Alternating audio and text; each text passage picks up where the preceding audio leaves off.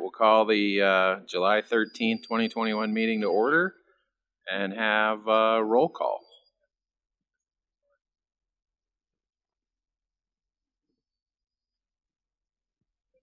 Here. Here. Here. Here. Here. Here. Here.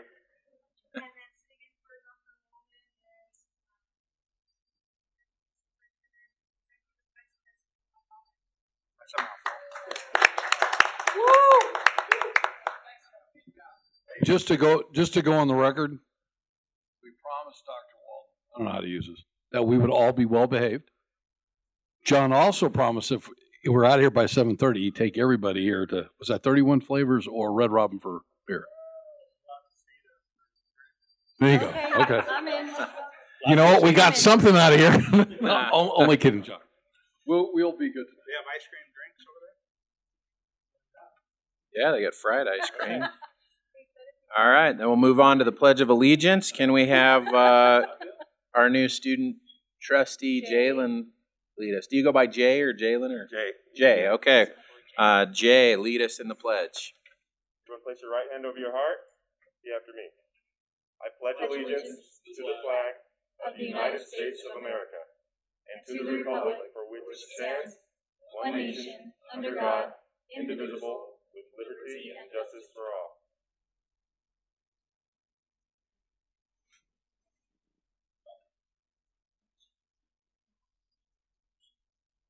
All right, announcement of items deleted or corrected from the agenda.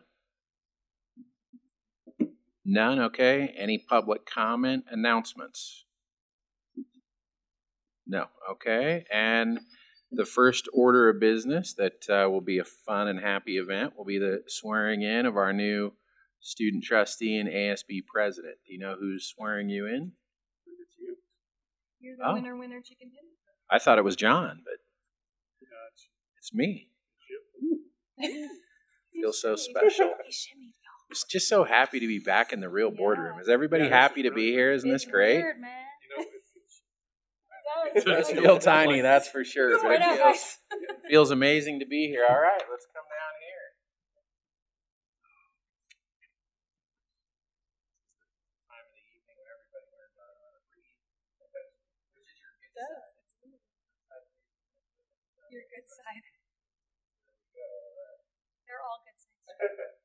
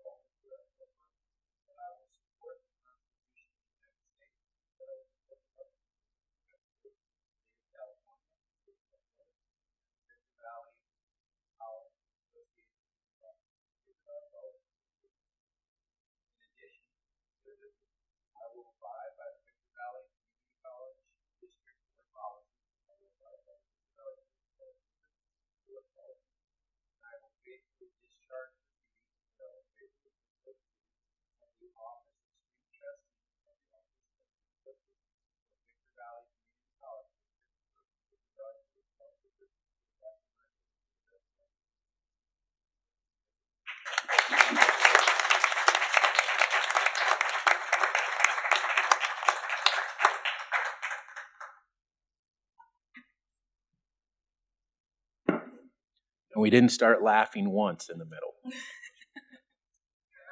All right. It's not actually on the agenda, but Jalen's new, and so I want to give you an opportunity to say hello to everybody and introduce yourself. Tell us a little bit about yourself. And Well, hi, everyone. I'm Jay. I have been a student at VVC taking classes in some form or another since 2013. I've been a full-time student since last fall. My major is criminal justice. And, I just want to say I'm excited for this opportunity. very grateful. Student trustees have been an important part of boards since 1977. Ironically, that's the same year my mom was born, and tomorrow's her birthday. So it's kind of cool that I was sworn in today.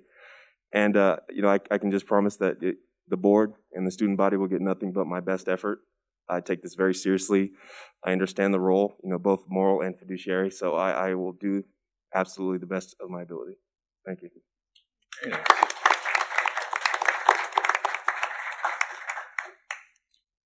All right. Just because we've had the door open a time or two, there's no public comment related to non-agenda items, correct? All right. Now we're going to move to progress on Board of Trustees goals. And I think as we discussed previously, we were going to review our upcoming goals. Is that right? Correct. Evaluation. I know myself evaluation. The evaluation of past goals. Okay. Got that wrong. Well, Jen's always the most prepared, so I'll let you start and then we'll all follow your lead. Rude. Okay. So I am goal 2, and obviously it's the best goal. No, I'm just kidding. That was the increase. No, that's our new one. It was the educational master plan to get that going and adopted, and all of that has happened. It's a wonderful plan. And now there is a strategic enrollment management plan in place that was adopted in October. And I believe there's like a committee, right, that meets and they're implementing it. So it's a wonderful thing that you guys worked on and accomplished, and you should all pat yourselves on the back. Great job. All right. Sharon, are you ready? Are you good? Think so? Okay, go ahead. I have goal number 1, which is focused on the nurturing of the college, the diversity, equity, and inclusion. And we have been working on that. We are helping out with the homeless students, trying to find them housing. Also counseling with that, getting students in here and trying to take care of them. And that's it. All right. And I think, Joe, you were goal 3, right?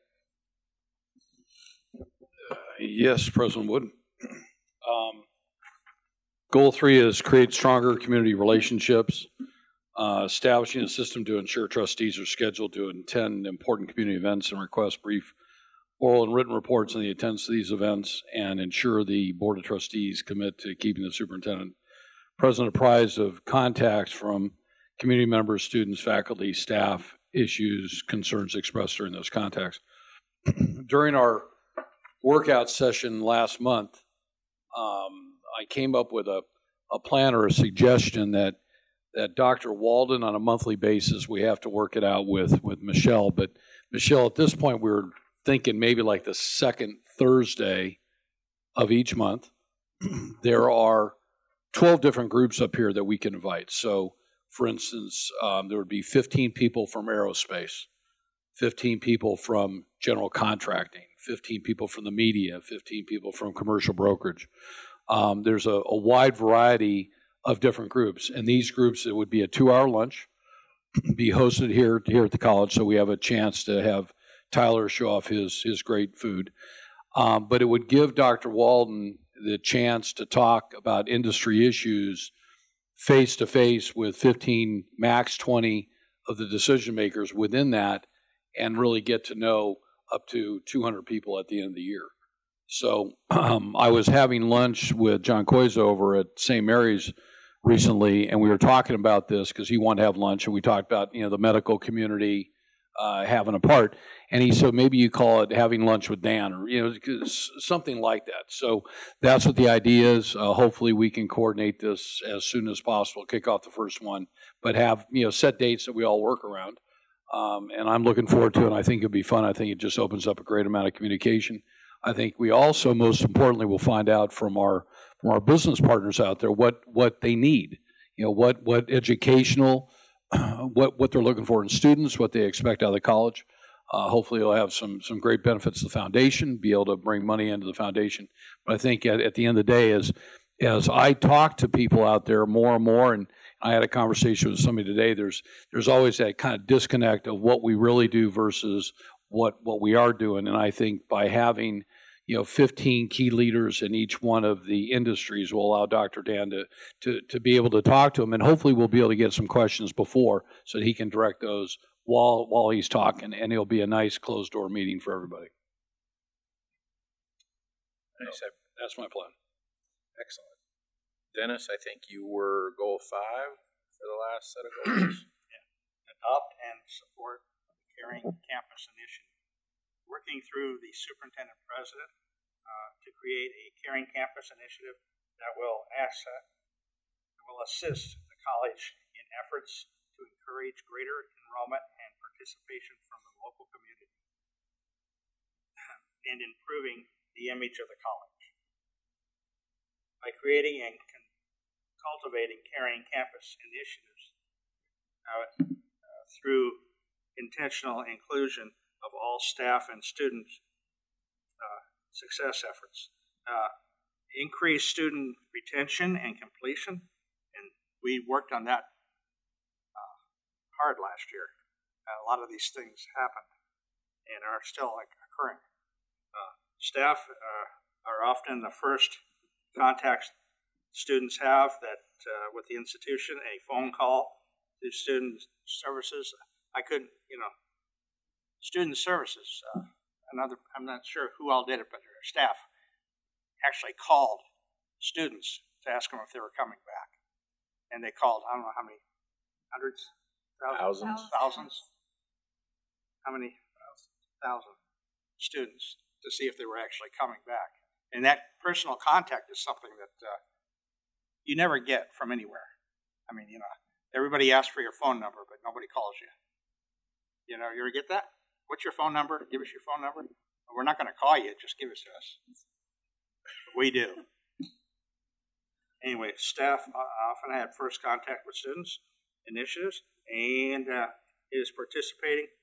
Particularly important for students from historically underserved populations, students less familiar with the college, students of color, students from low-income households, and first-generation college students to feel welcome and that they belong here. You need to belong here. I mean, why else are you going to come here? You don't want to learn, of course, but wouldn't you better when you're welcome, that they want you here, and they call you on the phone and actually say, "Hi, I'm Superintendent President Walden. Who are you?" And here I am to help you. I mean, I don't get that from the IRS. I don't think you want that from them. I want that from the IRS. They're not there to help. I'll give him your number, though. Yeah, I'll give him my number. Yeah.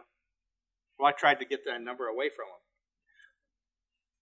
Anyway, that's all I have. And we're going to continue doing that this year. All right. And I had goal number 4. Over the past 9 months, this was the goal that actually had the most action. This is the goal related to student success, student access, and student completion rates. And I'm proud to say that this goal had over 50 or nearly 50 items approved in the last year. This was the goal that had the most progress. For anybody that doesn't know or doesn't remember, I know it's been weird times and we haven't all been together like this in much too long. All 5 of the goals are this entire board's goals. But back when we did this and we ended up with 5 goals, 5 trustees, we all kind of adopted a goal to be the goal that we would consistently speak on and kind of champion. We all support all the goals. And so it's not a competition, but if it were a competition, I would be winning with the most action on mine. So I'm proud to say that the board did follow the core commitments of the Vision for Success, as well as the undercurrents of the qualifications for the Aspen Prize as our kind of our guiding light to make improvements in the area of student success, student access, and completion. So I know I'm proud of the progress that we made and that we stuck to that goal, and I'm proud of the progress that we made on all of our goals throughout the year. So with that, we'll wrap it up. But just to say that in the background materials of today's agenda that's available to everybody online, right? Mm-hmm. The background materials. So there is a full report on the board's goals. It is an attachment as a PDF to the background on the action for today. And so anybody that wanted to read the full report, that is available attached to today's agenda. And with that, we will move on to the superintendent president's reports. Okay, it looks like President of the Foundation, Shannon Shannon, is here. Can you give us an update on the Foundation's activities?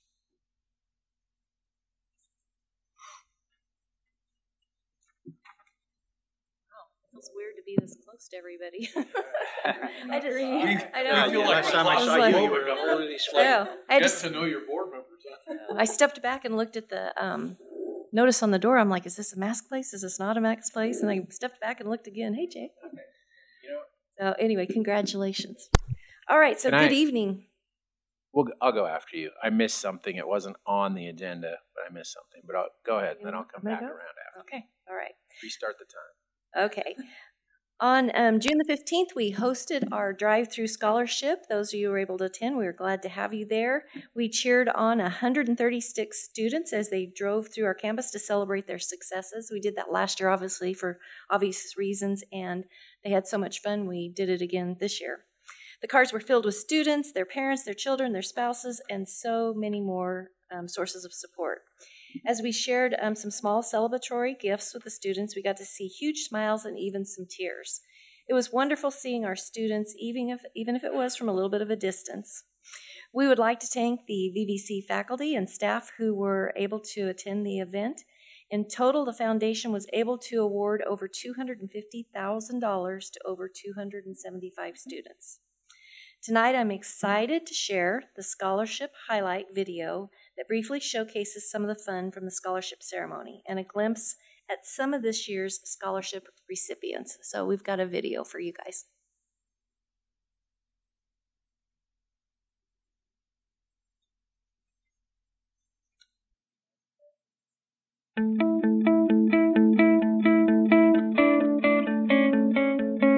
The Victor Valley College Foundation is pleased to announce over $250,000 in scholarship funding will be awarded to assist Victor Valley College students during the 2021-2022 academic year.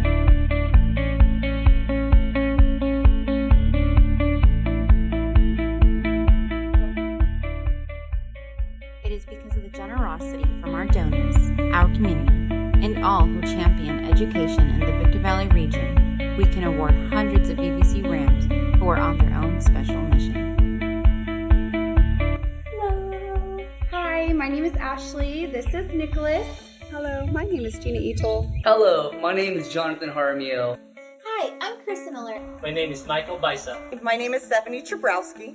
My name is Adriana Cheatham. I am a nurse assistant at Arrowhead Regional Medical Center, and I'm a nursing major at VVC. Hi, my name is Madison Brandt, and I'm a recipient of the Excellence in Education Scholarship. I am the recipient of the Donna Lee Brown Memorial Scholarship. I am a recipient of the Excellence in Education Scholarship. I received the Cardenas Scholarship. I want to give the biggest thank you to Southern California Edison. I received the Finish Line Scholarship this year. Thank you so much for your support and for this opportunity to continue to pursue my educational goals. I have opted electrical engineering as my major, and I'm working hard to achieve my goals. Thanks to my generous donors, that money will be going into a nursing fund I have set up for myself for the VVC nursing program, which I was accepted into last year and will be starting next year in August of 2022. I hope to major in criminal justice and to get a job in either forensics or crime scene investigation. I'm excited for a second year as a respiratory therapy student. Thank you for giving me the opportunity to pursue my dream of becoming a labor and delivery nurse. I intend on finishing my electrical engineering program and teaching. That's my desire. I am going to be graduating in spring of 2022. Without much to say, I'll have to state my gratitude from the very bottom of my heart. The two organizations are a God-given gift to myself and others that do benefit similarly. And we just wanted to say thank you so much. It really does help It takes such a load off. I can't express how much this will help me throughout my rest of my journey at VVC. And I'm thankful for everyone at VVC for being so helpful on my journey. To my donors, God bless you. Thank you so much for just not only lighting a flame up under me to really get me going, but you also just put a stamp of approval that I am on the right path. This is going to help a lot when it comes to jumpstarting my college career. This scholarship is going to help me out so much with receiving my educational goals, so I don't have to work overtime. Next semester, I can actually focus on my studies. I just wanted to let you know how much this means to me and how much it means to me that I can help you keep Donnelly's memory alive and thriving. This was the push that I know all of us that are close to the end just needed, and we are so appreciative. We just wanted to say thank you so much from the bottom of our hearts. We are trying the best that we can to achieve all of our goals, and we wouldn't be able to achieve any of those goals without donors like you guys. Thank you so much. It's been an honor, and I'm looking forward to this next semester. Thank you so much.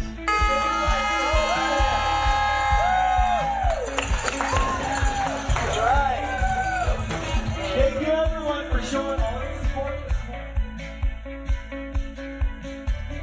The Victor Valley College Foundation, making friends and raising funds to help Victor Valley College serve our community.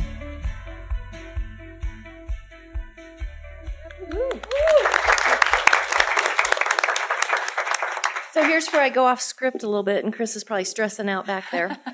So stand up, Chris. Hi, everyone. So everybody, he is the guy. He is the guy that made this happen. Hi there. My name is Grace Gibb. Hey, my name is So he is the guy that made this happen. So let's give him. Irene in the office did the video, and Dr. Scott was out there, and we read, stacks? There were big stacks of names. And we had fun. It was exciting, and there's a level of energy when you're outside. And then what's really cool is the students come by, and for a long time I would say kids. They're not kids. You can see by the video, it's students. And Rory my husband did a lot of the pictures, and so they're having to point because you don't know, and so he'd be pointing at a student, and they'd be like, no, it's this one. So you really had to, kind of stage it to who the student was. But an amazing feat to pull off. Chris came in the middle of COVID last year, when you guys all stole Gabby away from us. And so it kind of fell in his lap, and he's done an amazing job both years in different environments. So thank you, Chris. You're very appreciated. Now, one thing that we're very happy to share is our scholarship donors will be receiving a personal video message this coming week from the recipients. So if you're a donor, they're going to have a special message that'll come out to you. So we're looking forward to that too. So even though we've been locked down and everything, we have been very innovative. So it's been interesting. For more photos, or if you want to see anything else on the scholarship, go to the foundation website under Scholarships 21, and you will find it, and you can get all the pictures. We are headed into another campus grant season. So 3 times a year, the foundation grants thousands of dollars to VVC employees in order to implement innovative ideas that promote student success at VVC. These awards can provide up to $2,500 to enhance a program, purchase equipment, or fund a life-changing student experience. Applications are due on the July 15th and will be announced and awarded on August 15th. I've been on this committee for, I don't even know how many years, probably 10 years. And sometimes those dollars that they're able to get through the foundation, they're able to get matching dollars from different areas. So sometimes that $2,500 becomes $5,000 or whatever. So it's very nice to have that too, big part of the foundation. That is it. Any questions for me? Just a comment, that picture at the end when you're looking back, was the weather as good as the picture looked? Yes. We see aerial photos all day, every day. Chris, that is an excellent picture of VVC that I think you could use in a lot of marketing. That's a great looking picture, looking way out, clear lake. Yeah, great looking picture. Yeah, it was nice. I mean, we actually were there and gone before it got hot. So it was a pretty nice day. Yeah, so it was good. So anyway, thank you guys.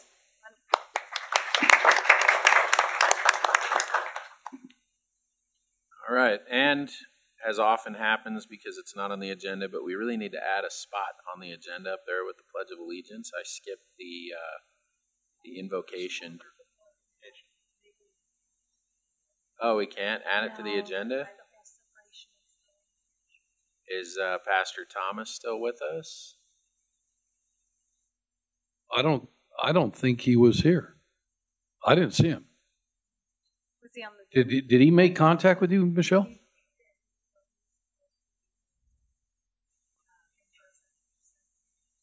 Yeah, there's. All right, so not here. Maybe we can put on the agenda, something like the thing or like a blank spot. I don't know, something to remind me. Look at your notes. Or an agenda item that says, don't forget. All right, we'll go back to Superintendent President, 4.2 facilities update.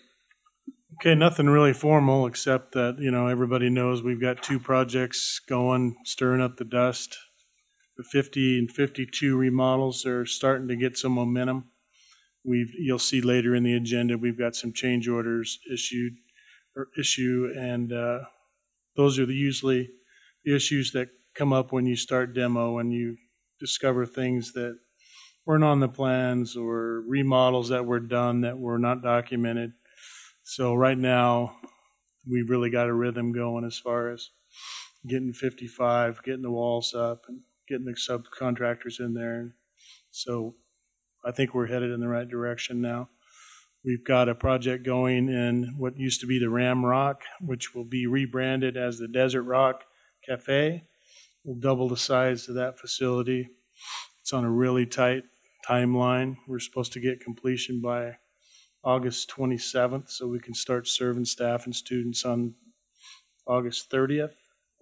So we've got some planning to do.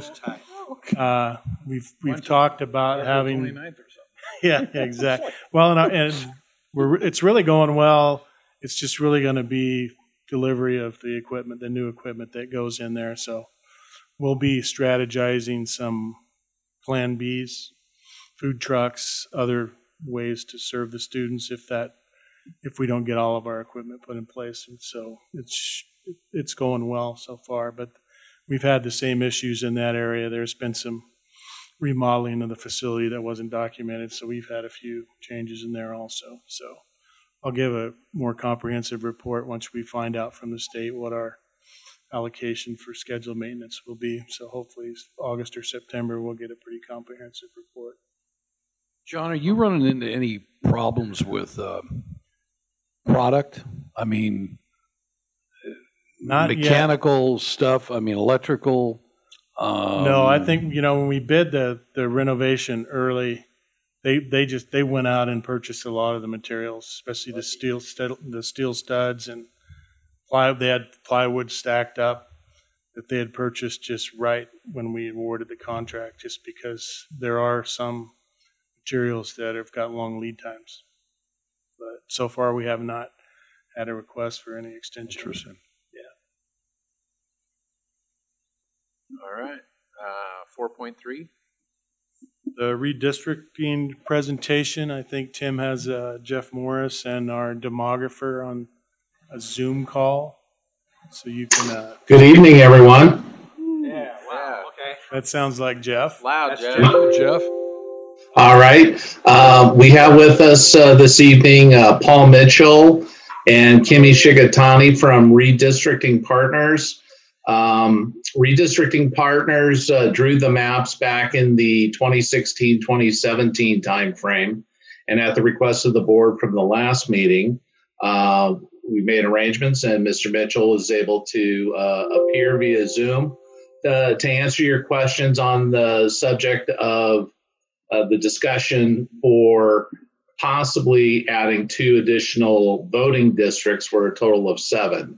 So Paul's been invited to answer some of your questions and take it from there, Paul. Thank you very much, Jeffrey. Does it sound okay there? Yeah. All right. You're good on my end. Thanks for having me. I'm sorry they couldn't be there in person. I remember going through several meetings there, and it was always nice to see the board there. I came prepared to do a kind of redistricting 101, but Jeffrey, if you want us to focus on the kind of overarching issues with the redistricting process, we're happy to do that. For those who are new to the board, our firm, Redistricting Partners, is doing redistricting in a number of jurisdictions around the state, counties, cities, community college districts, school boards. In 2011, we started this work with the Community College League, doing a big focus on community college conversions under the California Voting Rights Act. And since then, we've continued to do a lot of redistricting work. The state law, for those who were there for the California Voting Rights Act conversion, the state law for redistricting for other municipalities, mainly cities and counties, now mirrors a lot of the same process that was utilized by the board in that conversion process. So for those of you who are around and for the staff, there will be a lot of things about the new process that's going to be familiar. But Jeff, I'll take the cue from you as to whether or not we want to dive straight into the issues surrounding the board composition or want to go into a kind of redistricting 101 presentation. Well, I'll punt to the board. President, do you want to start with just a general overall primer on redistricting, or do you want to just get right to the issue of consideration of 7 districts? Why don't we cover the 7 districts first and then move into the redistricting if that makes the most sense. I'll leave that to Paul if it makes the most sense to go in one order or another. President would have. Okay. Okay. Can you hear me? Yeah, Paul. Just a suggestion to President Wood for those that are maybe watching. If we went through the basics of what redistricting is, then maybe they might understand what the question that came up on the 7-member board. Not everybody understands, I think, redistricting and how it works. Just a suggestion. Either way, it's fine. Well, why don't you start, Paul, with just a real short primer on redistricting, and now that we're at the 2020 census, what that means and what's lies ahead for the board, and then maybe go to the additional districts. Sure, that sounds great. So I have a presentation, and it was probably a little more lengthy than what you want. So I'm going to just kind of focus on some of the summary slides and talk through the work that we do. So first off, as I mentioned before, we're working with the Foundation for California Community Colleges. We've been doing a lot of redistricting around the state. We're also the partner with the California School Boards Association in their redistricting. Myself, I actually came out of the community colleges. I was involved in my student government and president of CalSAC decades ago. And I was also the vice president of the California Community College League in the 90s. And since then, I've been working in different areas as a demographer and working with data. And Kimi Shigetani came out of the community colleges as well and now works for us directly as our chief administrative officer and working on a number of redistricting projects. The process of redistricting is obviously a rebalancing of districts every decennial census. Most people think about Congress and the legislature. That's the things that people see in the media, but it also happens in local government. And in fact, there's, hundreds of agencies in the state that will be going through the redistricting process in the coming year. The two things that redistricting is trying to do is balance representative power. So say somebody has a concern about their access to get community college classes. You want to have equal districts so everybody has equal access to a community college trustee they can go to. If it's a city council, they want equal access when they have a pothole they need filled, or if it's a water board, they have equal access when it comes to a water issue. At the same time, there's the one person, one vote principle, and that idea is that everybody's vote should have equal weight. If districts are considerably unbalanced, you might have a really small district with not a lot of people, and your vote could be more powerful than a district with a ton of people. When we go into redistricting, one thing that will come up, and it might come up in our conversation about 5 or 7 districts, is the Federal Voting Rights Act. The Federal Voting Rights Act in certain parts of the state and the country can mandate that certain districts be drawn as majority-minority districts. And there are a number of factors that will go into that, whether there's racially polarized voting, whether you can draw a district that is above 50% of one ethnicity based on the citizen voting age population, and other circumstances, like potentially circumstances around the electoral opportunities for those minorities in the area overall. Gerrymandering, we know that's the political cartoon, has to do with redrawing districts for a generally undisclosed political gain, whether it's partisan gerrymandering or racial gerrymandering, or even incumbent gerrymandering. I'm going to slip through here. When we talk about traditional principles of redistricting, the main things are these on this list. Districts need to be equal sized. It's about that equal representation and equal voting power. Districts need to be contiguous, meaning they need to be kind of whole parts. You don't have in your current districts a district that is in one place and then a little pocket of it is somewhere else. You need to maintain communities of interest, which includes first those minority groups that could be covered by Section 5 or Section 2 of the Voting Rights Act, and then also other groups. In the last redistricting, in fact, the kinds of groups that were discussed were students maybe in agricultural areas that had different programs that they needed access to. Also, the underlying school districts themselves. That's the next criteria, the following city and county lines. Following other jurisdiction boundaries is inherently following other communities of interest. And the last districting we did, we actually were looking a lot at the underlying school district boundaries and using those as some guide layers for our line drawing process. Keeping districts compact is another criteria.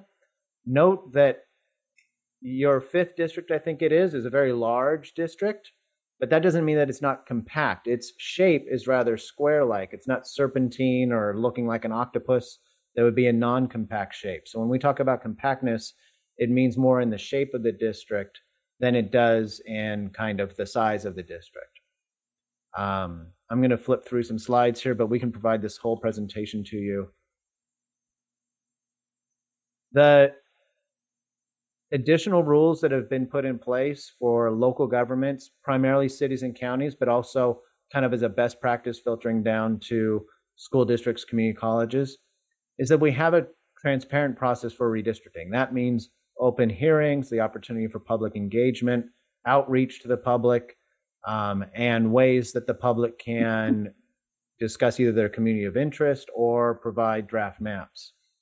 It also means not using candidate or incumbent residents as a community of interest. We'll say that communities of interest are those minority populations or people's travel patterns or people's educational needs or agricultural versus urban versus suburban and these other criteria. We won't say, well, you know, where I personally live is going to trump all those other communities of interest. And not drawing districts to advantage of certain political parties. So if somebody came forward and said, I'm with the Libertarian Party and I want my district to be drawn this way to advantage libertarians, then we couldn't draw districts in that fashion. The existing districts that you have, we went through and reviewed those districts a little bit. I'm going to give you a little snapshot of those. Our criteria when we did those were the traditional criteria: equal size, contiguous, compact. Like I said, we looked at underlying school district boundaries. We also, I recall in District 5, had a long conversation about the agricultural communities. And we created 2 seats that shared that more densely populated portions of the district. When you look at the map, those districts 2 and 4 were the districts that shared the more densely populated areas. District 5 was the largest in terms of acreage or miles, square miles. And districts 1 and 3 were essentially on that side of the 15 largely, with a connection through that Hesperia Unified School District on the bottom of District 3. So there were draft maps that are still on your website that can show different iterations of these lines and how we were trying to kind of hew to the school district boundaries while also maintaining balanced districts in terms of population. When we look at your current districts, based on the estimated data from the American Community Survey, your districts still maintain a less than 10% total deviation, meaning that the smallest district and the largest district under state law cannot be more than 10% apart from each other. And your smallest district is 4.7% under, and your largest district is 4.9% over. So your cumulative deviation is that 9.6, so that 9.6% total deviation. When the final census data comes out, there's no guarantee that these estimates will hold. The final data comes out, you might have either because this data is a little outdated or because of problems with the actual census, you might have a situation where you're outside of the 10% range. But for the most part, these districts in their current construction based on total population might be relatively sufficient for you going forward. However, when we look at the citizen voting age population, which is the population we use for the ethnicity, and particularly for that Federal Voting Rights Act issue, we might have emerging issues with regards to the 3 districts that you have that are 43 to 44% citizen voting age population Latino. There might be a need to explore specifically districts 2 and 4 and see whether or not there might be a requirement to reconstruct how those districts are drawn, maybe districts 1, 2, and 4, in order to potentially address the need for a majority-minority Latino seat going forward. We'll provide you the packet that I'm looking at right now, and that packet has individual maps of each district as well. But I don't want to take any more of your time with these with this presentation because it's pretty lengthy. And with that, I'll stop and answer any questions, and then we can go into the conversation regarding the board composition, if that sounds right. Yeah, I think we're ready to move on to the board compensation. Great. So when we have advised agencies on this, there are clearly some interests that many boards have with increasing the number of members on the board. This happens in conversions primarily because when you convert from a at-large to district election system, any agency, cities, school boards, water districts, they can all use that conversion process as an opportunity to adjust their total size. Now, when you have more members, there are issues that come up. Sometimes boards can be concerned about candidate recruitment. As you get more members, then you're going to have district sizes that are each smaller total populations, which sometimes can mean smaller total numbers of potential candidates to run for office. So sometimes that's a concern. But on the flip side, generally increasing the number of members will advantage those communities of interest that might be smaller. If you think about it just in a general sense, if I had a community of interest of people who are interested in, their downtown renter community, and they were 40% of a district. If you make their districts considerably smaller, they might be able to be 60% of a district in a smaller seat. So their ability to elect a candidate of their choice becomes empowered. So same thing could be true with an agricultural district or a district far away. If you have a district that is very agricultural, that has far away population centers, and under a 5-district composition, it needs to be so large that it takes in some urban population. It can be afraid that that urban population is going to, win every election, and candidates will always represent the urban population. Then with 7 districts, that district population could be smaller, and it no longer needs to go as deep into the urban population in order to get its total needed population. One other thing is with the Voting Rights Act, when I mentioned that idea of about 50% majority minority districts, as you add more districts, it could end up creating situations where you could draw one or maybe even two districts that would be majority-minority. Again, generally the Voting Rights Act will be better represented in smaller districts and more opportunity for those minority candidates to elect candidates of choice. And the larger districts oftentimes do more to dilute the voting power of those minority populations. So there's a whole host of issues within the redistricting space that come into play when you're trying to move the number of districts. But ultimately, it is up to a board choice about governance issues, about their ability to represent the population, and sometimes just their ability to work cohesively as a governance unit. And those issues are more personal to the board and the board members. They're not areas that I have the expertise to kind of opine on. And so some of those things that you're going to consider will really be about the culture of your board and how well you think you could work together in different numbers of seats scenarios. And I'm happy to answer questions or give any other experience that I've had on these issues. What do you think you should, using all that information, do you think you should go to 5, stay at 5, or go to 7? My personal thing, just only as the redistricting person, so only in talking on the side of the ledger that is what creates better districts.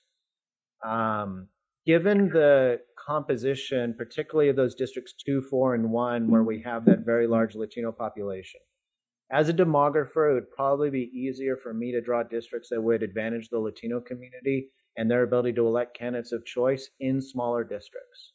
So purely on the side of the ledger of the redistricting demographer side, I think that 7 would be beneficial to those communities and their ability to elect candidates of choice. But then you have this entire other side of the ledger that has to do with how you govern as a body and how you think it could work well as an entire unit.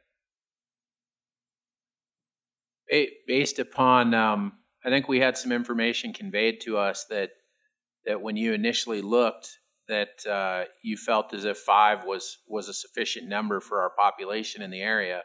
Is that correct? Is this from 2016 or 2017 when we? No, from a month ago. So I think 5 is obviously sufficient. There are plenty of boards that are 5, and I believe that if we look at it, we probably can draw a majority-minority district in the 5-district composition. But that is purely, again, I think I want to defer to the board on kind of that it is their choice. 5 sufficient? I think that's fine. But if the question was, what might be better from purely a redistricting perspective, then, the smaller districts does allow you to create districts that are more tightly bound around certain communities of interest. But I don't want to put that as being the only criteria that you're going to use for making this decision. So, Paul, I have a question. This is Jennifer Tarpley, one of the new members of the board. I was not around for the redistricting conversations the last go-round. So basically, you're saying 7 may be beneficial to get the 50. I just lost my train of thought. Might get a better diverse majority minority. Thank you. However, if we were to stay 5, what you're saying is, if I'm understanding this correctly, you could redraw to do the same thing areas 1, 2, and 4? Yeah, so if you stay 5, you're going to be obligated to do a redistricting this year. Okay. It would be required for you in that redistricting process to consider all the factors, including the Federal Voting Rights Act, and that Federal Voting Rights Act factor might require you to draw a majority-minority district if one can be created. I believe that we don't have the final census data, but I believe that when we get the final census data, that it should be possible for you to draw that majority-minority district in a 5-district composition. In a 7-district composition, it seems like it would be potentially even higher in Latino majority minority share, or potentially you could draw more than one. So you're saying that we should leave it alone or No. make it bigger? No, What's going can't on? leave it I'm kind of, well, he's hedging. I I'm think hedging what he's because saying. I think that the decision to convert from 5 to 7 has a family of different issues that you should be considering, and purely what does the mathy guy that does the line drawing think is one of maybe several criteria you should be thinking about. So if we redraw 1, 5, 1, what's it, 1, 4, and 2? 1, 2, and 4. 1, 2, and 4, then that should be sufficient? Well, it's going to do the whole thing. We're either redrawing 5 Yeah. or we're adding 7 and we're No, doing something. do no 5, matter yeah, what. just We're redrawing doing 5. something no matter what. Should that be sufficient?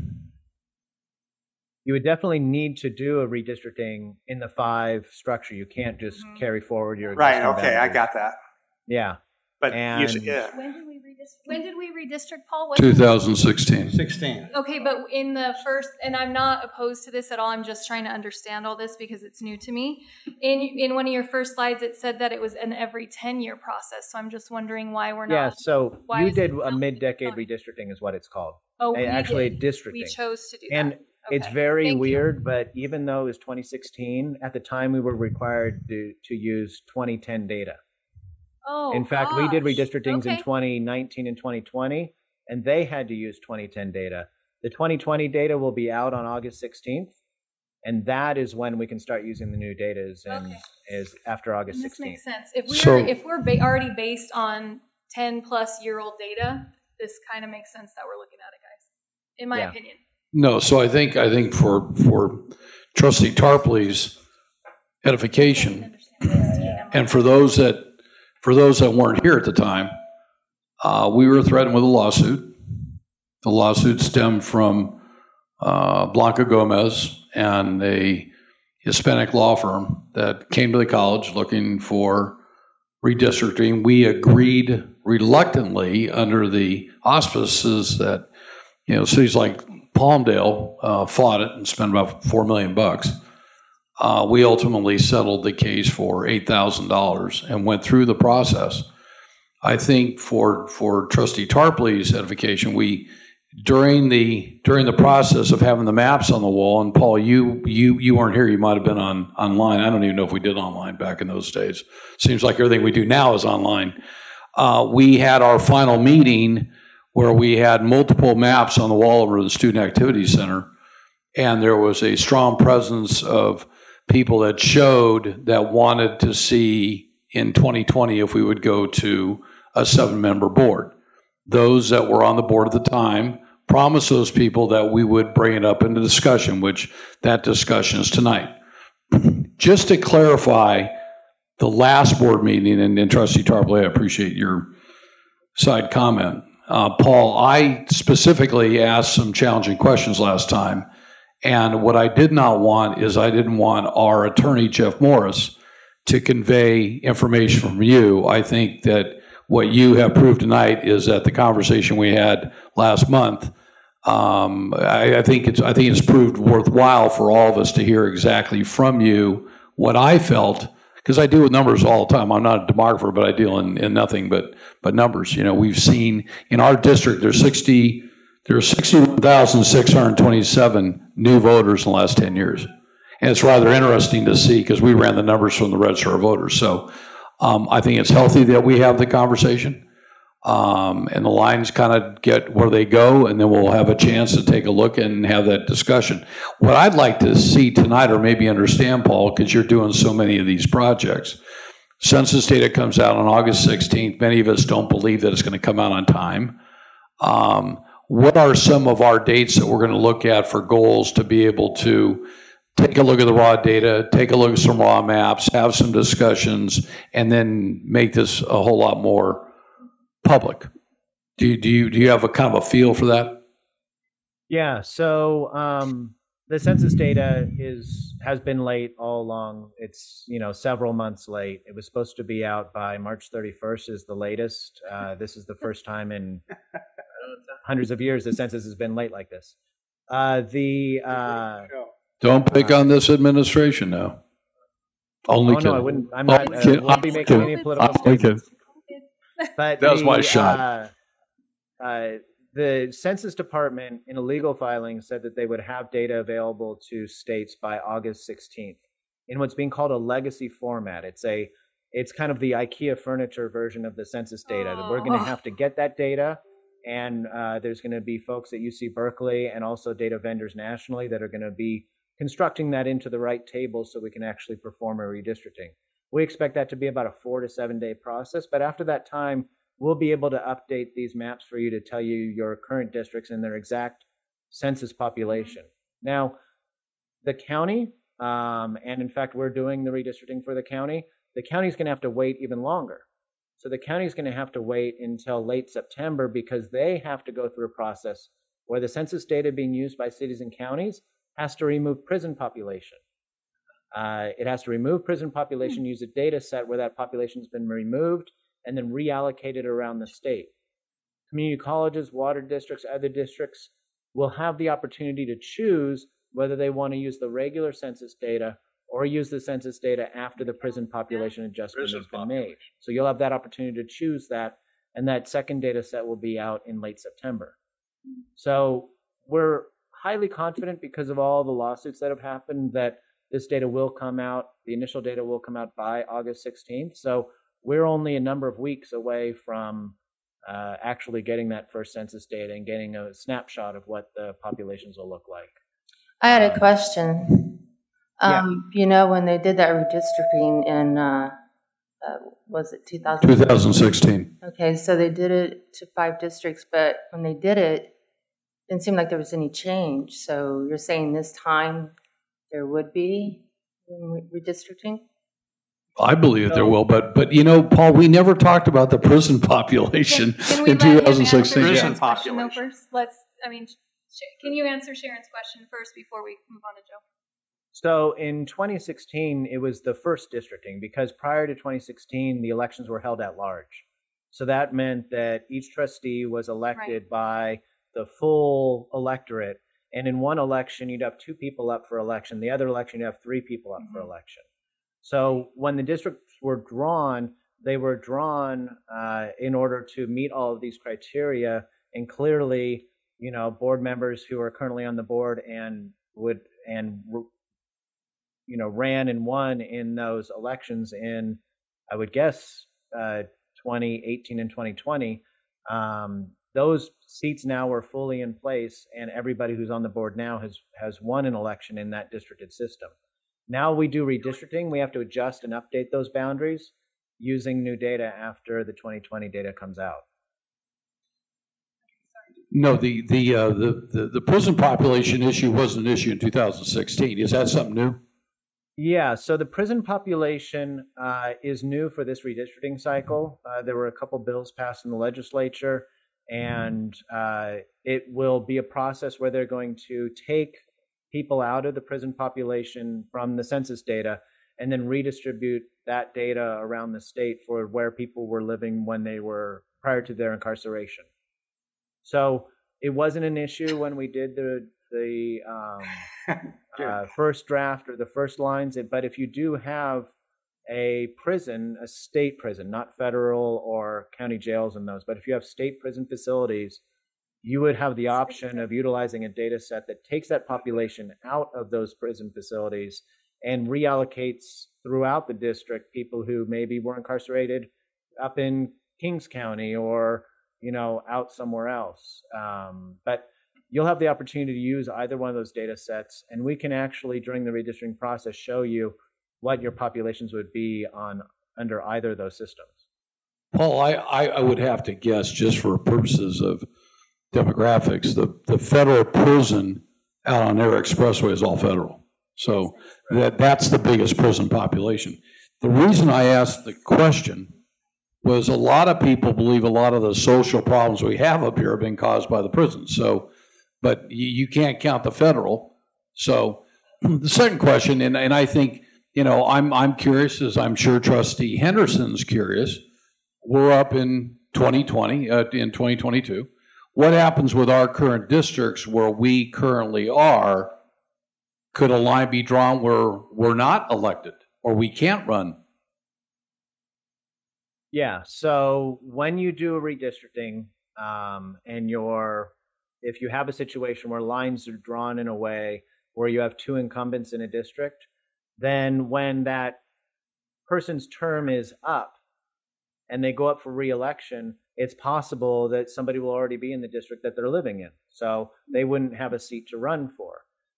It's also possible that in the next election, you would have an election in an empty seat. Somebody would be able to run and win and be a new member on the board.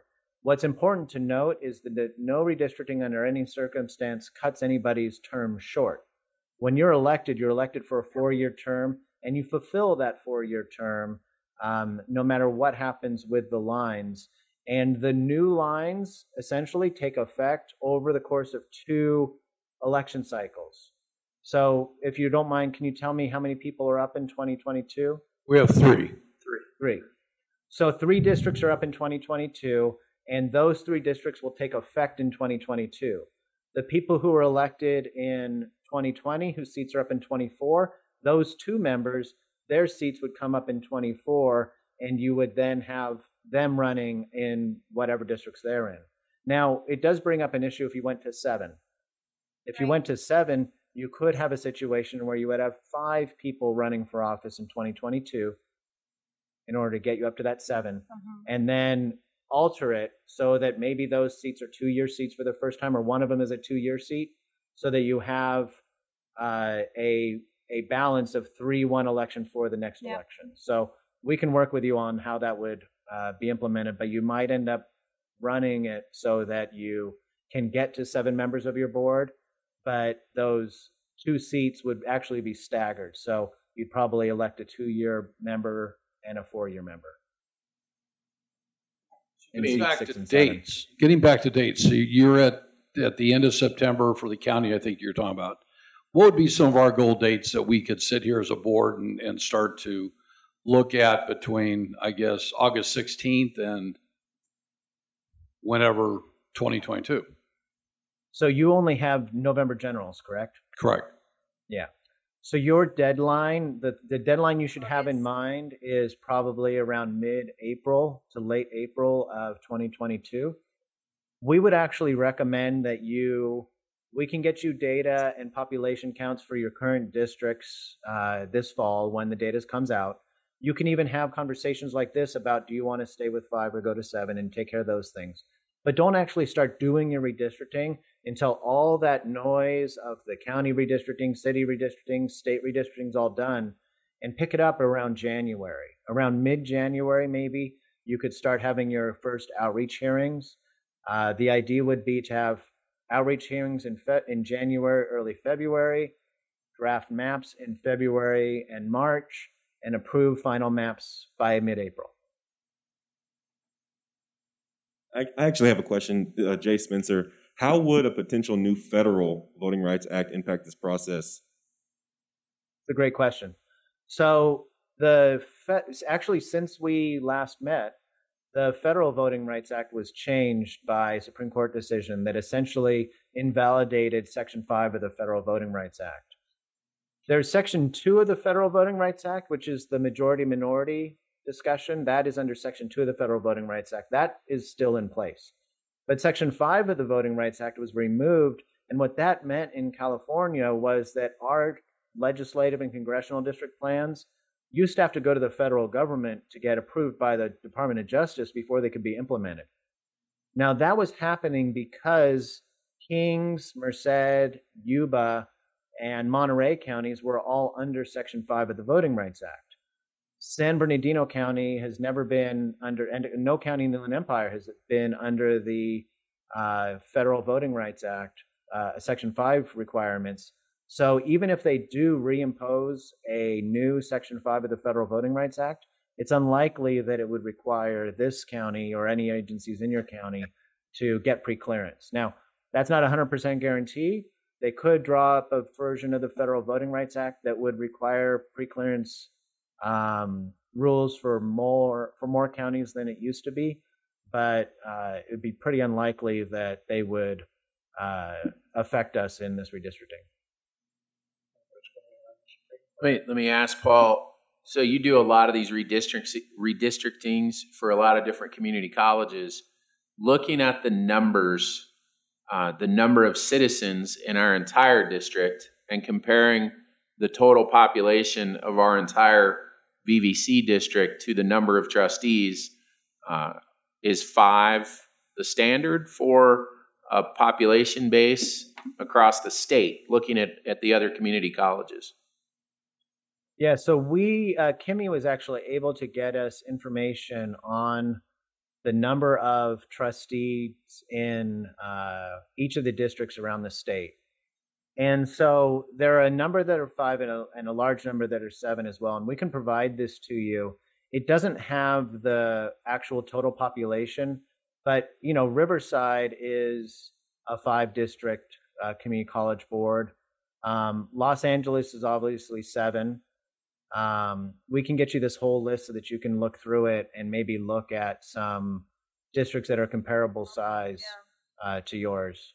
Do you have, it's obviously meaningless without the population of the district. Do you have that data as well? We don't have that data in this table, but some of them might be somewhat self-explanatory. Like we could look up some of the counties that are, like Imperial is 7 and it's going to be probably smaller than your district, Kern is 7 and it's considerably larger because it includes multiple counties plus the entirety of Kern County. So we can definitely provide this to you and maybe give you some ideas of which districts are the districts around your size are larger. Paul, would we be able to get, this sounds weird, but demographic information about the 7 board members versus the 5? Because just because we go to 7 doesn't necessarily mean that we're going to have diversity automatically, right? I get that there's not a lot going on up here, but I just am curious as to if going to 7 encourages more diversity. I don't know. So when we get the final census data, then we'll know the size of each district. Then we could do some line drawing scenarios to let you know, as an example, how high a Latino population a district can be made. And if you can get districts that are Latino population of 53, 55%, that's probably what would be seen as a quote unquote effective majority minority district to allow that community to elect a candidate of choice, even if they're lower voter turnout. But we would need to know from the final census data exactly what those population numbers are. If, as some people are concerned, there was significant undercount in these traditional kind of high non-citizen communities, then that could be undercut by, and make it harder for us to draw really effective districts. I think that to Trustee Tarpley's question, and maybe to President Wood's question, we deal with this data all the time. So we pulled a report today, according to ESRI. So Paul, do you recognize ESRI as a viable? Esri. Yeah. So they're based in our county. They're actually a wonderful company.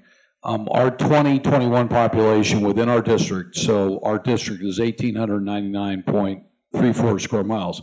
We have a little sliver up there in Whitewood. It's got like 110 people. It's kind of at the end of the road there. We have 413,288 people in population within our district. We talk about the high desert region as 475,000, so it's kind of interesting. Of the ethnicity issue, 55.4% are white, 10.0% are African American, 1.2% are American Indian, 3.6% are Asian, 23.3% are other races, and Hispanic is 49.9%. So that's the current breakout. I'm just going to look over your shoulder. No. So we see these because, Paul, we're in the retail. We're leasing, so that the retailers want to know. They're bringing product up here for a particular reason, so they watch these numbers and they're, I think, pretty close to what the census will probably bear out. So one clarification on those Esri numbers is that you're looking at the total population of all kids adults, citizens, non-citizens. And in that metric, in fact, districts 1, 2, and 4, all three of those districts are more than 50% Latino based on that metric. However, when we talk about a Voting Rights Act issue, we're talking about the eligible voters. So we take away under 18, we take away kids, and we take away non-citizens and look at who potentially could impact an election. And it's that metric where, you know, a 55% district becomes a 43% Latino district, you know? So that 49.9 or whatever it was state district-wide of Latinos is probably district-wide around, you know, 41 or 39% total. Paul, for the citizen voting age population. In early part of this year, just out of curiosity, so we compared with the Registrar of Voters based on data from the same period, 2010 to 2020, same week. What's interesting within our area, within our population area for the college, we increased 61,627 voters. But listen to these stats. So American Independent is 4,400. Democrat is 23,000. Green is 194. Libertarians 1,266. No Party is 18,160. Peace and Freedom was 958, and Republican was 13,549. So pretty big change. And where the big changes were on the demographics. The Democrat Party picked up 23,084. The American Independent was 4,400. So there were some. No, actually, I'm sorry. In the 2020, it was 10,825 American Independents. There were 74,000 Democrats, 655 Green, 2184 Libertarian. No party preference was 45,731. Other was 2751. Peace and Freedom was 13, and the Republicans were 75,000. So 75,000 Democrats are real close, or within like 1,000. So there's been a big change. You also have of the what I'm looking at in terms of the voter file for your district-wide.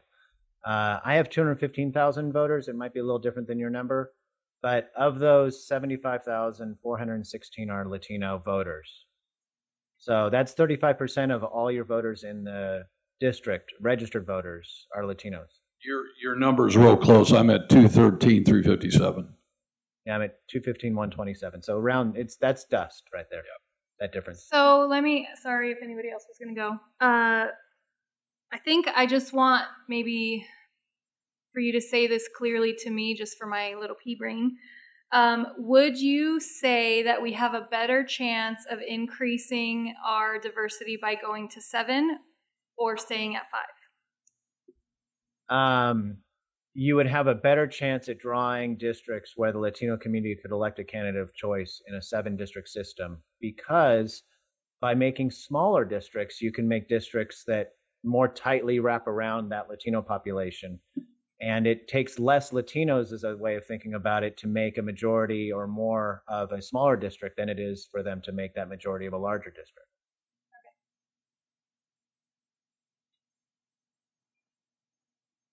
I think that's it for now. Thanks, Paul.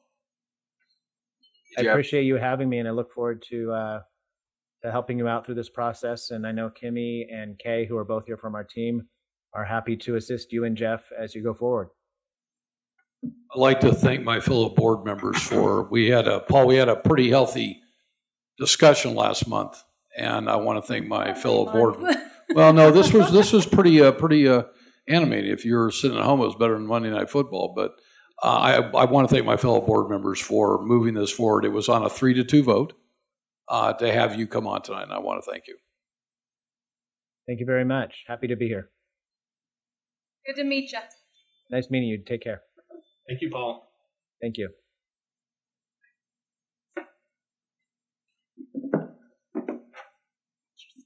All right, 4.4. Back to you, John. Okay. Dr. Walden asked me to share the new protocols for the COVID on campus that were adopted as of July 1st. So bear with me as I read what the new protocols are. So all physical distancing requirements have been lifted. However, we are still encouraging all employees to socially distance when possible. Barrier requirements like plexiglass will no longer be required. However, we will keep them in place in the event we have to scale back to provide additional layer of protection. Fully vaccinated employees without symptoms do not need to be tested or quarantined after close contact with COVID-19 case unless they have symptoms. No face coverings are required when outdoors except during outbreaks, regardless of vaccination status. An outbreak is defined as 3 positive employee COVID cases within the same work site in a 14-day period. Fully vaccinated employees are not required to wear face coverings when indoors, but they must document their vaccination status with human resources before doing so. Fully vaccinated status is obtained when human resources has received and verified the proof of vaccination documentation provided by the employee. Cal OSHA has announced its plans to release a new guidance on higher education. There is no release date for this document. Policy decisions for the fall semester will be based on this OSHA document. So that's where we're at as of right now. All right, thank you. 4.5, President's comments. Any additional? Yeah, we'd like to have Dr. Scott update the board on our accreditation.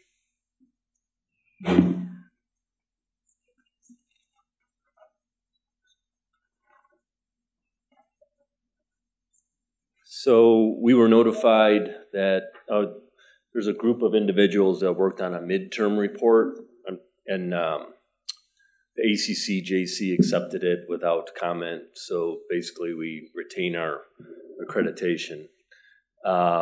In September, a representative, they're kind of changing the evaluation process a bit for community colleges in a much friendlier version and a much self-reflection than a top-down. So in September, a vice president representative from the ACCJC is going to educate a bunch of folk here at the college on what kind of evidence is good, the Accreditation 101 basics, what they would like to see in a self-evaluation report, which we have due in 2024. And we're going to do a mini evaluation too that Dr. Walden has ordered that, where are we vulnerable? Where do we not have enough evidence? But personally, looking at the standards, I think we're going to be really good. There's a lot of great people here working on some of the vulnerable areas, such as program review and SLO. But we're doing really well on those, and our people are really on top of those areas. And look forward to getting through another accreditation period. So all is well in the accreditation world. Thank you. There was a time where we worried. Yeah, they were on the edge. What, Barbara Bino? Do you remember Barbara Bino? Oh, whoa. All right. Any other 4.5 President's comment? No, issues? that's it. Thank you. All right. Before we move on to Section 5, I think we'll have a little break. Just one question for John. Under the facilities, where are we at with the educational foundation? I mean, the educational facility and breaking ground? We're in DSA. We're on schedule in DSA to get out in the first part of September. We've got some issues with our soils that we're dealing with right now. Yeah, that could be a problem if it doesn't come in our way. Is it because we're too close to the Mojave River? Yeah, it has to do with the depth of the water table. So our original soils report, we're having a peer review done on it because the California Geological Survey is not accepting their foundation recommendations. So we're going to verify their work first before we and then we'll make a decision on whether we have to do more work to come up with a foundation design. So it's kind of that could be expensive. That's why we're having the review done. So we hired another geotech firm from down in Rancho that's going to review the work and verify or so we can get through the California Geological Survey. Would have to be maybe the same people that did the stadium down there, the basketball and gym. Yeah, that's a structural. Well, and we've done a lot of work down there. There's been some staff changes in the Geological Survey department for the state, so there's an issue. But we're working on that right now, hopefully to minimize the cost. All right. So we always say we'll have a 5-minute break, which always ends up being more like a 10-minute break. So everybody knows the 15-minute routine. break, So 20-minute break. Few minute break. So I guess we're not going to get those. I guess we're not going to La Casita, huh? Yeah. Sorry, John. You probably told him to take 10 minutes. Some money. All right. I think Margarita will be good Paul right now. loses, I think. I think we ought to stack it to 13. Right? I think we ought to have 13. Right, yeah. Yeah, what the hell? One for each person. Yeah. How are you doing?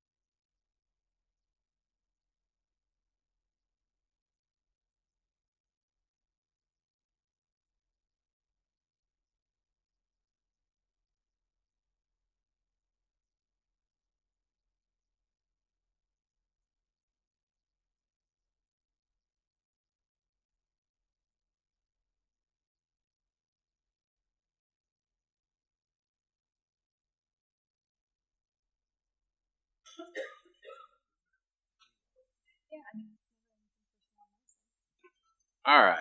So now we're into section 5, reports from, first of all, Academic Senate. Bueller. And AFT Part-Time Faculty United. And ASB. But before we get to the ASB, I do want to say that this last weekend up in Big Bear, I think a lot of us said that, you know, we really love to see students here. We love to see the ASB here. So I appreciate you guys coming out. I see anybody watching on the cameras can't see, but I don't think they can't see the audience, right, Tim? No. So we do have quite a few of our ASB members here. Of course, Nerd Jen's like 9. She's counted them. My babies. Quite a few of our ASB members here, and we do appreciate your attendance. Hope to see continued attendance. But thank you for making the drive and coming out and joining us. And with that, 5.3 ASB report. All right. So this past week, we had our retreat. Unfortunately, I was not able to attend, but I've heard some great things about the retreat. Council members were able to converse and really, interact with each other and participate in healthy exchange of ideas. And they were also able to interact with members of the board and school administration, really building important relationships, building a foundation so that we can make a prosperous campus community. I think for what I've heard the most of is they're really grateful to get some guidance from leaders and understand what they're coming into and what they're expected to do. And really just to be able to share, like I said, the ideas with each other. Another thing is that, coming up on the 29th, we'll be helping out with the resource fair, community resource fair. A few of us will be helping out. We got a lot of things that we plan to do. And although they are not officially adopted, we do have our board goals, or our council's goals. And I'll be happy to report on those when they're officially adopted by the ASB, but they haven't yet. So I'll be happy to report on those next month. All right. Thank you. How about CSEA? There we go. All right. It's been a minute. We did miss you.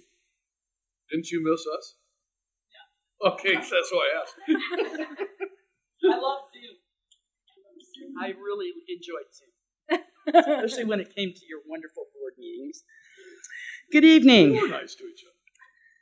You know I was going to start with something. I know. I kind of let you. That's why we missed you. We'll see how you feel after this. CSEA stands for Classified School Employees Association, but due to the past year and a half, it should be changed to Classified School Essentials. Classified were in the forefront, providing the vital services instructors and students needed to get through these unprecedented times. In a diversity, equity, and inclusion workshop that I attended earlier this year, Classified were described as the important bridge between instructors and students. We are responsible for the classrooms, the desks, the chairs, the technology, the state sanitation, and the cleanliness of every building on our campuses. Classified are essential to the continued success of Victor Valley College. We have the talent and the knowledge to help every student succeed.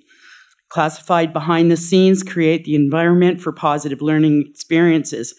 If the state chancellor's office and the governor can recognize the important puzzle piece that Classified provide, why can't our district do the same? This management team, that for the majority of them come from down the hill colleges, and make the assumption that what is successful down below will work here. The Victor Valley is a unique place. It can't be grouped with the culture below Cajon Pass. Please recognize the uniqueness of the high desert culture and adjust accordingly for the success of our students. Stop trying to clone us from the Down the Hill College. We are Victor Valley. We are unique. We recognize students' expectation of our services.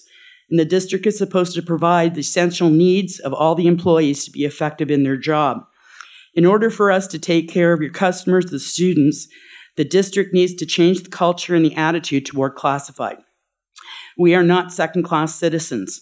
Classified need to truly feel that they are important and are respected for the role that they play in the educational path of every VVC student.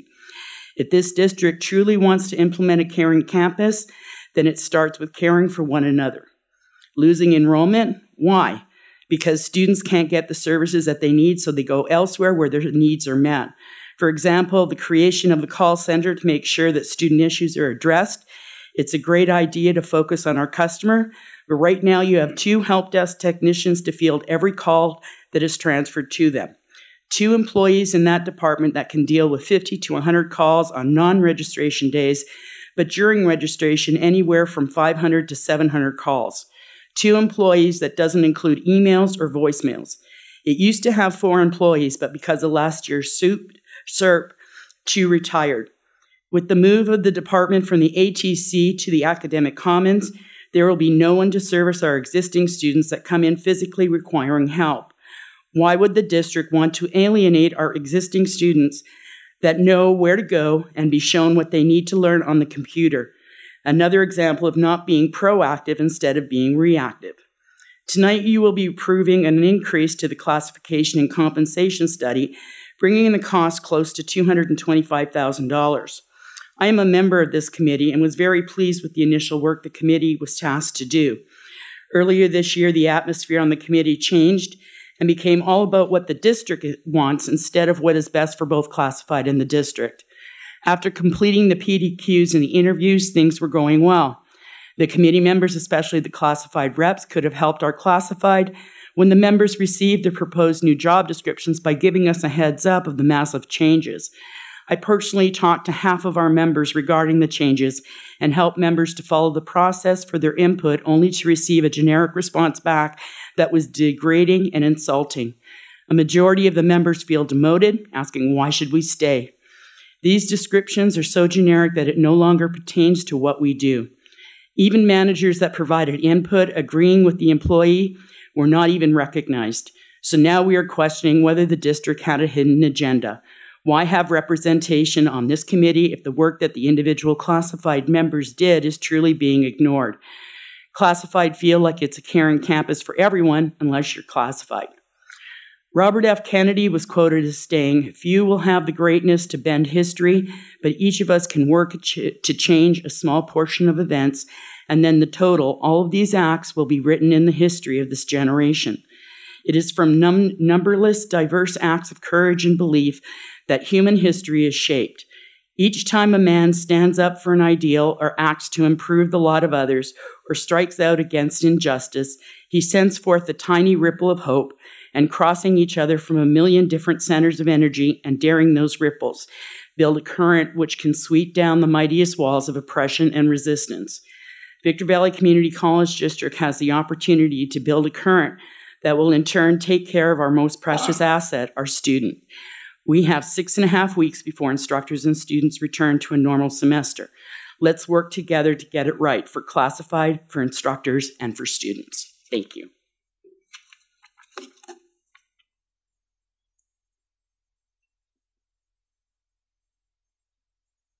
And CTA.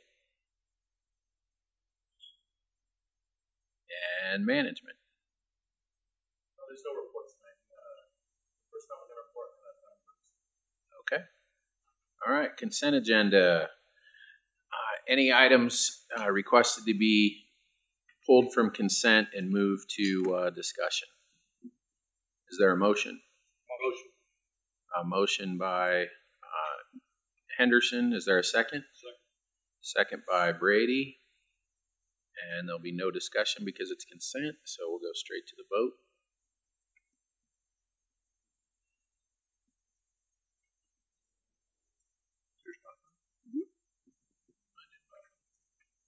Oh, there it is.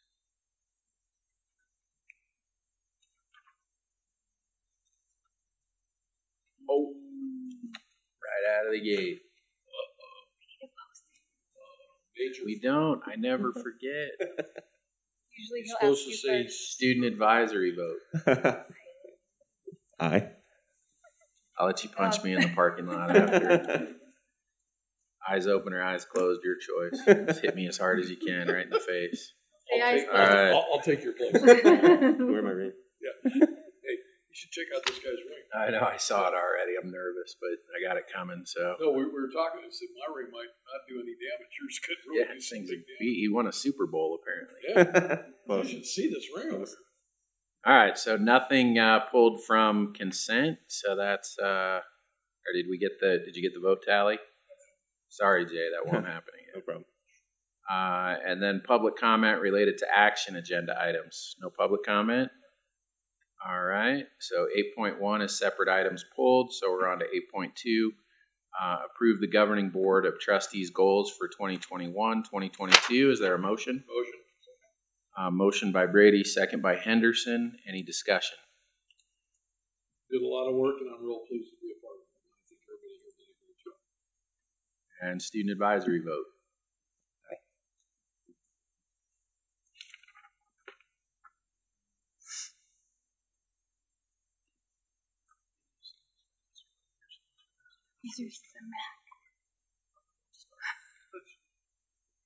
Michelle, how come hers comes up first? Yeah, hers comes up first.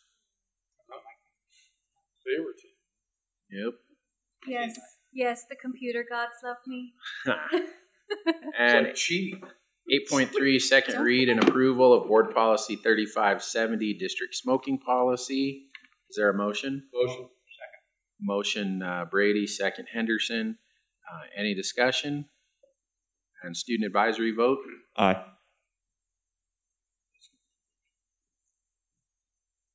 was much better. These are slow. All right. 8.4, consideration and approval of employment agreement with the superintendent president. Is there a motion? Motion. Second. Motion Brady, second Henderson. Any discuss? I think we had to discuss in closed session. I don't think we can discuss. So, student advisory vote? Aye.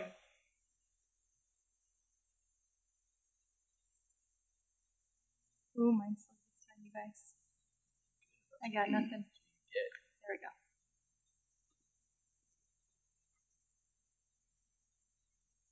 I would just like to say this. It's well deserved, this contract is well deserved. Agreed. And 10.1, Park West Construction Company, change order number 1. Is there a motion? Motion. Motion Tarpley, second Henderson. Any discussion? And student advisory vote? Aye.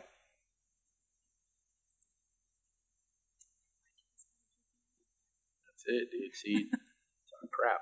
You're just going slow. That's what you get. 10.2. Oh, sorry, wait. I'll wait for it to catch up, Michelle. Sorry. There we go. All right. 10.2, approval of 5-year capital outlay plan for 2023 to 2027. Is there a motion? Motion. Second. Second. Motion by Brady, second by Henderson. Any discussion? And student advisory vote? Aye.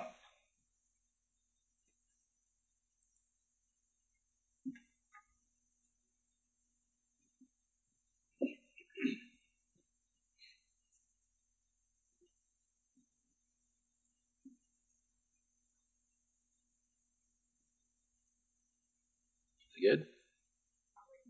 Oh, It was oh, me. it's Jen, of course. Somebody. Don't make me hit you You with this can't- ring. You can't tell Joe how to vote. She told me I didn't pay attention to what Tim told me. Right, Tim? She was telling me to get it right. 10.3, amendment to lease for VVC High Desert Training Center at 13313 Sabre Boulevard, Victorville, California. Is there a motion? Motion. Second.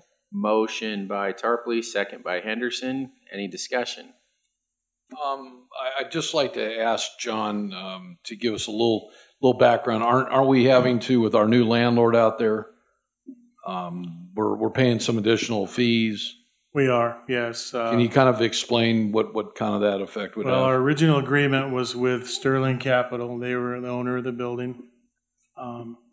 Subsequently, they sold the building to a firm called Mojave River Valley Holdings, LLC. And part of the terms of the sale was that that firm had to honor our agreement, the lease agreement for 10 years. So that firm subleased or leased the entire facility to X Quadrum, who is the resident on the other side of the building, with the caveat that X Quadrum would have to sublease the building, the other half of the building, to the college for the remainder of the lease that we had with Sterling. So now the property taxes was part of some of the monthly charges to the college for the use of the facility. Now the property taxes are based on the sale amount rather than the assessed value prior, which was less. So we have about a $700 to $1,000 a month increase in the cost to the college because we have to pay for property taxes, some common area maintenance for the parking lots and trash and some other areas. So we're anticipating anywhere from $700 to $1,000 a month additional costs associated with the sale of the building. So I'm kind of curious. I think I'm a little bit familiar with this. Did the original lease agreement that we had require us to pay those taxes, or was that a separate CAM charge? No, it was taxes, insurance, common area maintenance, and then a management fee. So the only thing that changes, that's the same four categories that we have to pay for through the amendment. And our new landlord is Mojave River what? That's Eric Schmidt. Mojave River Valley Holdings is Eric Schmidt. Our landlord officially is X Quadrum, who subleased the building to us. They hold the 100% lease with Mojave River Valley Holdings. So, yeah, we're going to have a little bit of an increase. All right. Any other discussion? Student advisory vote? Aye.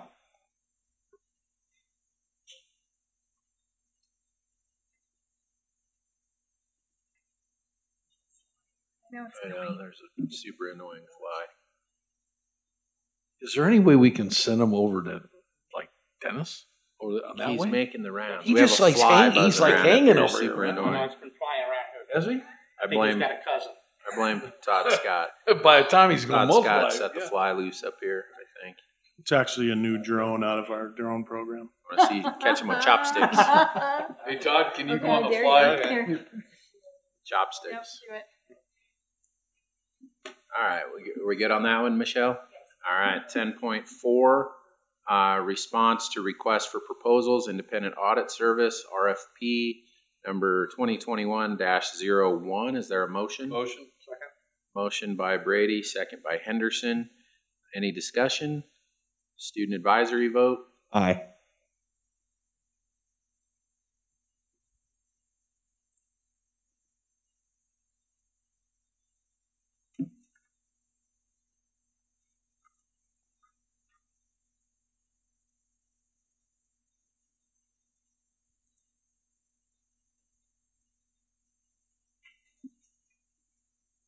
$10.5, license agreement with Southern California Logistics Airport Authority. Is there a motion? Motion. Motion, or a second. Motion Henderson, second Brady. Any discussion? And student I'd just like advisory vote? John, I'd like to throw out a proposition based on our conversation the other day, which it was that conversation. Based on my working relationship out the airport, I'd like to maybe propose throughout this, if I could ask Eric to host a lunch with him and Keith Metzler, you, Dr. Walden, myself, just to bring about a little bit better working relationship out there. I know them both well. I know you obviously well. I just think it would just create a great opportunity. So I'll run it by Dr. Walden. But I just want to put on the record. Okay. Okay. All right, student advisory vote? Aye.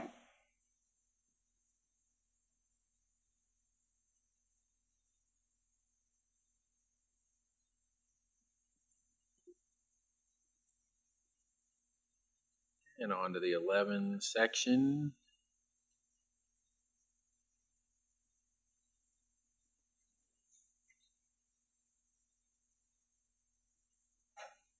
$11.1, agreement with Erickson Law Firm, APC. That's, I believe, Randy Erickson. Motion. Second. Motion by Brady, second by Tarpley. Any discussion? And student advisory vote? Aye.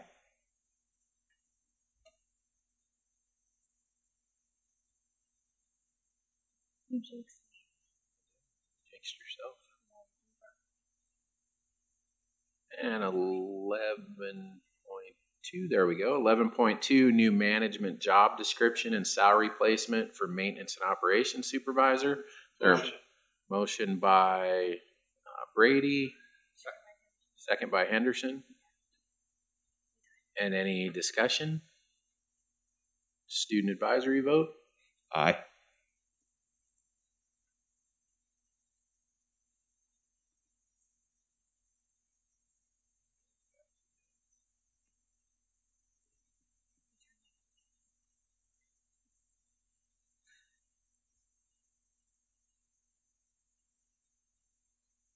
And 11.3, new management job description and salary placement for director of maintenance and operations. Motion. Second. Motion Brady, second Henderson. Any discussion? Student advisory vote? Aye.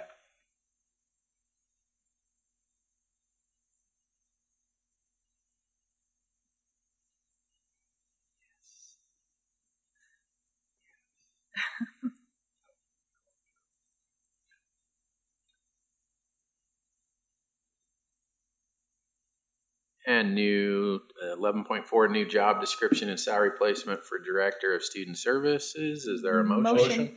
Motion Tarpley, second Henderson. Any discussion? Student advisory vote? Aye.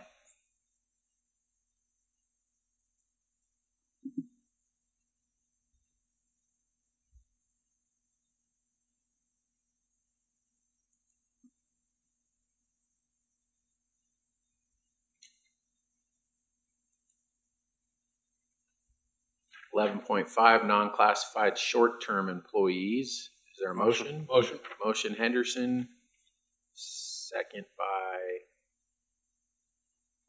You got it. Oh, okay, so he was second. I got it. Is this Tyler the runner or what? Yeah, he was. Well, maybe just because he's closer, I heard it from him first. Yeah, Now so be you're louder, kind of a boy. little far. So, motion by Henderson, second by Brady. Only in baseball. You got to sit closer. Tyler the runner. Any discussion on this? And student advisory vote? Aye.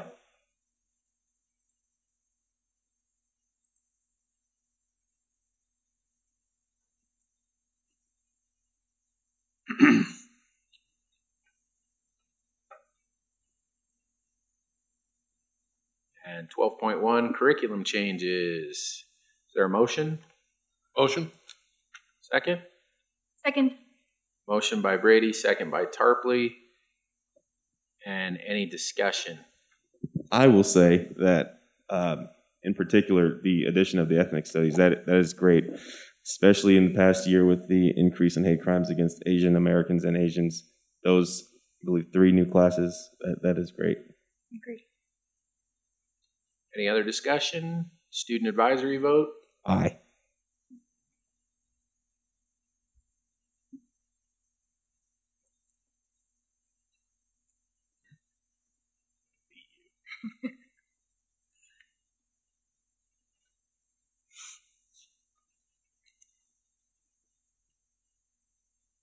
And 13.1, California Department of Education, California State Preschool Contract, CSPP 1433.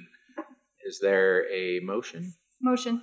Second. Motion by Tarpley, second by Henderson. Any discussion? And student advisory vote? Aye.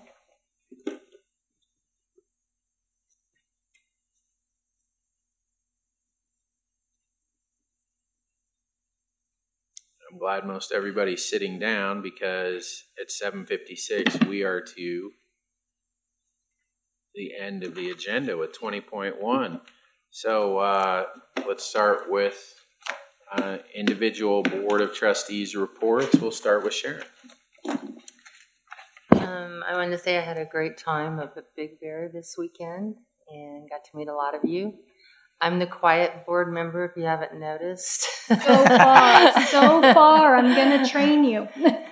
But if you come to me with anything, I will make sure that I get it done. I meant Robert knows, Dan knows that I go and find out where I need to go for you. So you are the most important here. This is why I'm here, is because of you. And I was going to bring up a couple other things that I didn't mention earlier. One was the 5 board member thing. And some of you, I'm sure, noticed that 2 of us ran unopposed. There was nobody else running. So I was also wondering that if it went to a 7 board, that we would have others that may not run or not interested, that we would end up with appointees. So and does that fix our problem, right? Mm-hmm.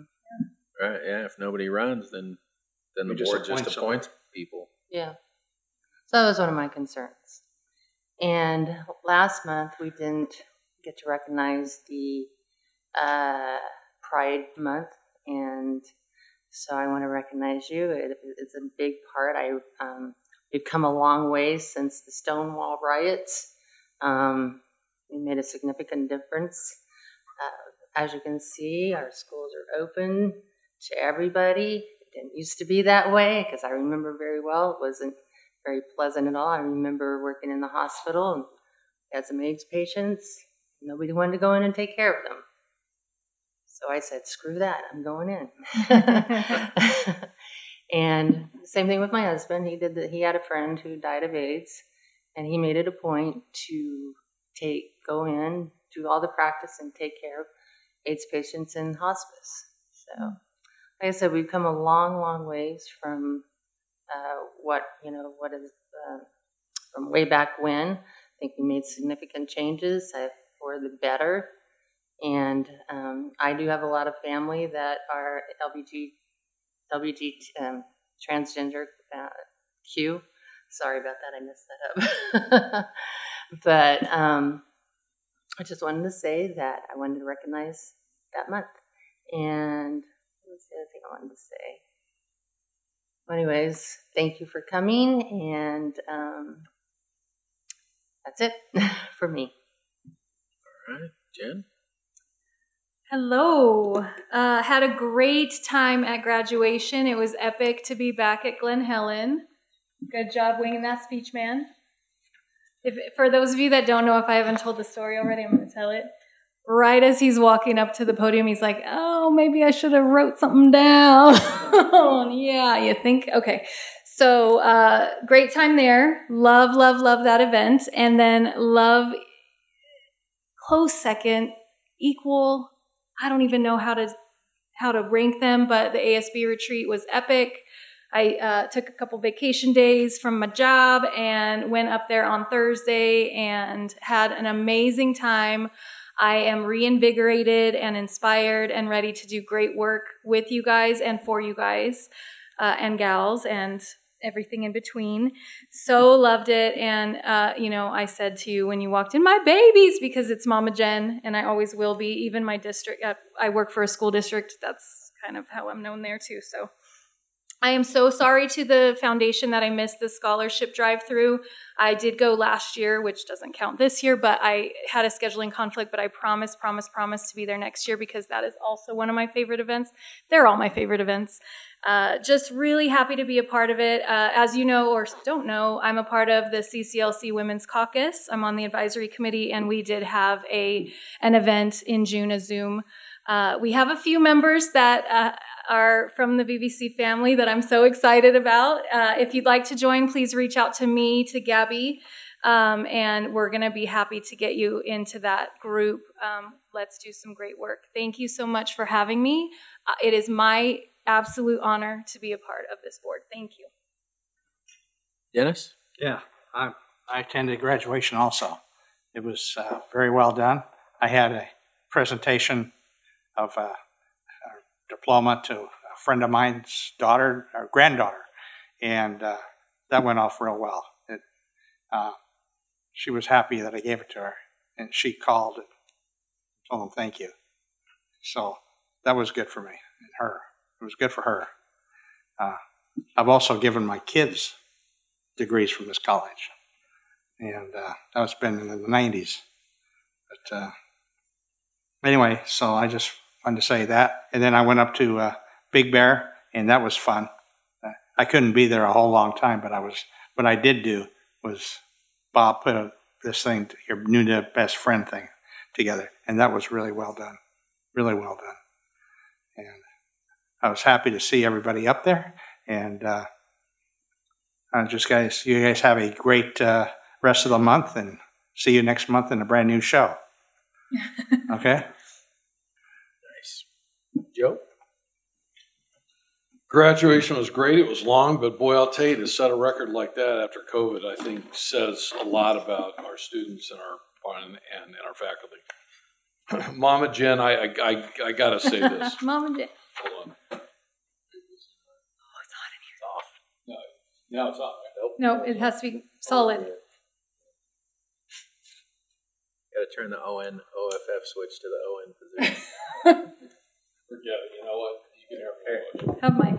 Oh, no. There you go. No, you had to be in the presentation. This is my 10th year. Last year we couldn't do it.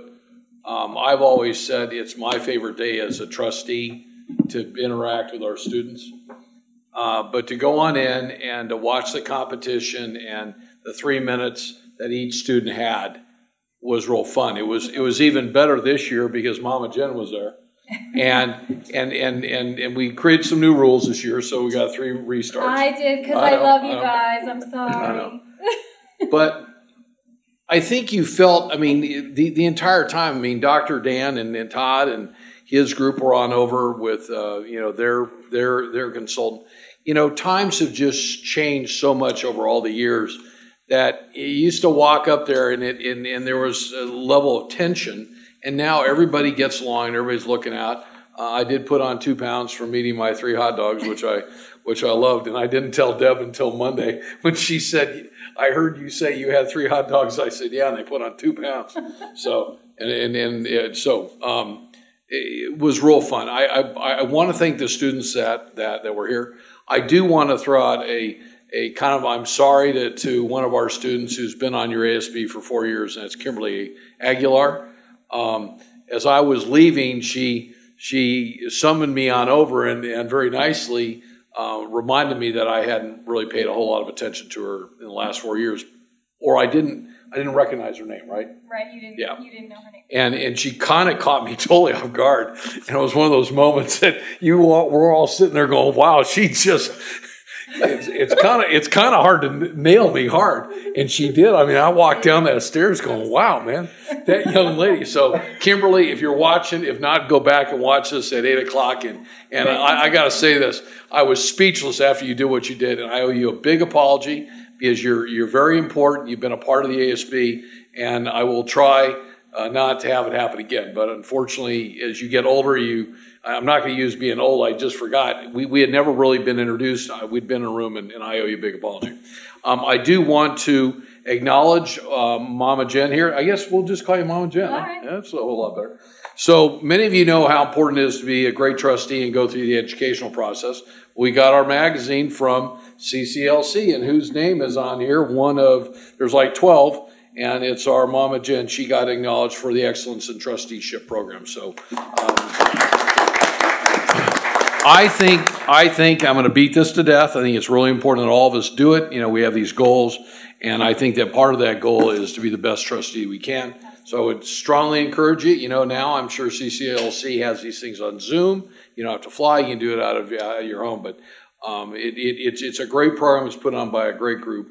And I thought Saturday was great. I want to thank you all. Some of your speeches were just great. I mean, they're just things you'll never forget. And I think we made a lot of progress tonight with this district issue that we had talked about. And I think we all learned a lot, and I want to thank everybody. Looking forward to next month. All right. Jay? Well, I just want to say again, I'm excited to be on the board and thankful for my fellow ASB members for being here. Again, I apologize I couldn't be at the retreat. And I also wanted to say, specifically to Robert, I've seen firsthand, like, to say that he goes above and beyond the call of duty Unbelievable. Is an understatement. You